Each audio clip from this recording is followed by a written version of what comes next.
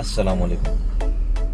आपके भी बॉसेस आपको बोलते होंगे कि बेटा ऑफिस आने के बाद टू डू लिस्ट बनाया करो, सारे काम मेंशन किया करो ताकि जाते वक्त सारे काम कंप्लीट हो। मगर हम में से बहुत सारे लोग ऐसे होंगे जो ये काम कंप्लीट नहीं कर पाते होंगे।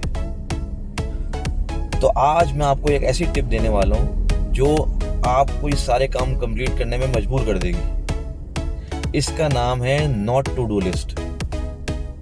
हम सब के पास 24 घंटे हैं और उस 24 घंटे में से 8 घंटे तो हम सो जाते हैं, तो बचते हैं 16 घंटे। 16 घंटे एक एम्पल टाइम है।